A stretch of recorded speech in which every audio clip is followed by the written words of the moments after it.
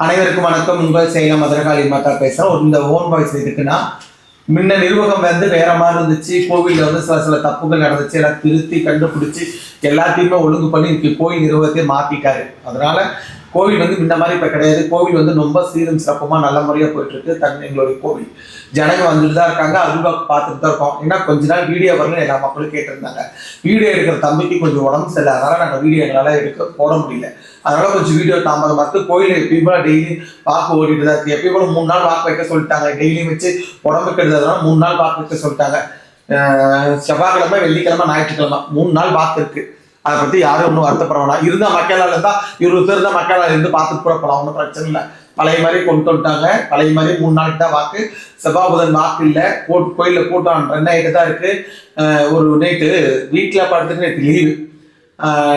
கோயில் இப்போ லீவ் விட்டுருக்காங்க. நேற்று நான் வீட்டில் இருந்துட்டு ஒரு வீடியோ பார்த்தேன். வீடியோவில் ஒரு ரீல்ஸ் பார்த்தேன்.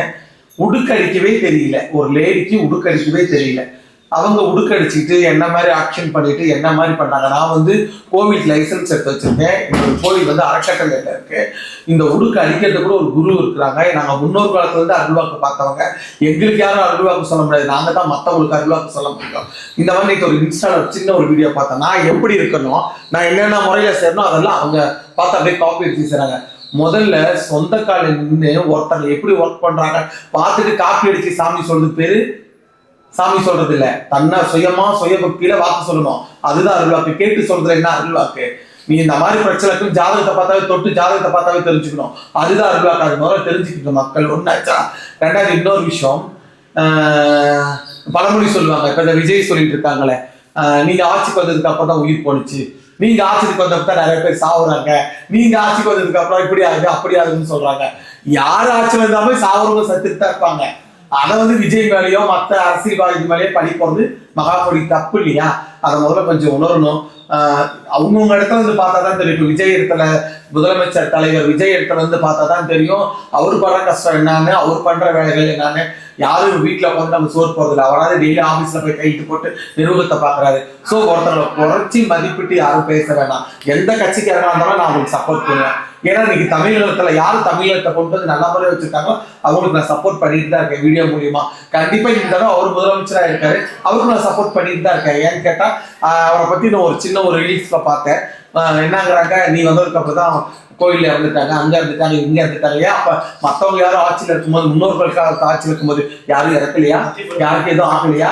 ஏன் இந்த மாதிரி தேவையில்லாத ஒரு வசதியை என் மேல எப்படி எழுப்பொருள் அந்த மாதிரி நீங்க சரி அப்படி சொல்றவங்க தான் போய் உயிரை காப்பாத்தி வைக்கிறது. போன ஆட்சியில உயிர் போகாத மாதிரி அதுக்கு முந்தின ஆட்சியில உயிர் போகும்போது அதுக்கு முந்தின ஆட்சியில உயிர் போகும், இப்பதான் இந்த ஆட்சியில உயிர் போதா? ஏன் போய் நிறுத்தி தான் வைக்கிறது? யாராவது ஒருத்தர் சொல்றவங்க நிறுத்தி வைக்கலாம்ல. உயிர் போக வேணாங்க. உயிருங்கிறது எங்கனாலும் எப்பனாலும் போவோம். அது விஜய் ஆட்சியில் இருந்தாலும் போவோம், எந்த ஆட்சியில் இருந்தாலும் உயிர் போயிட்டு தான் இருக்கும். அதுக்குன்னு ஒருத்தவங்க புறம்பா நம்ம பேசக்கூடாது. விஜய் இப்ப என்ன எனக்கு வாரி கொடுத்துட்டாரு, நான் என்ன விஜய்க்கு வாரி கொடுத்துட்டேன்.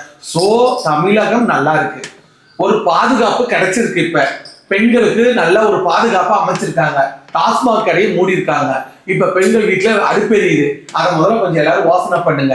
ஒருத்தவங்க எடுத்து பேச, நான் விஜய் கட்சியே கிடையாது. முதல்ல நான் எந்த கட்சியுமே இல்லப்பா, நான் சாதாரண மனுஷன். யாருக்கு ஓட்டு போட்டாலும் ஓட்டு போடுவேன். திமுக திமுக போட்டுருவேன், அதிமுக போட்டுருவேன். எந்த கட்சிக்கு நான் ஓட்டு போடுவேன். நான் எந்த அரசியல் கட்சியில யாருக்கும் சப்போர்ட் பண்ணி பேசல. சோ இது நடைமுறை. இன்னைக்கு தமிழகத்துல நடக்கிற நடைமுறை. யார் வேணாலும் யோசனை பண்ணுங்க.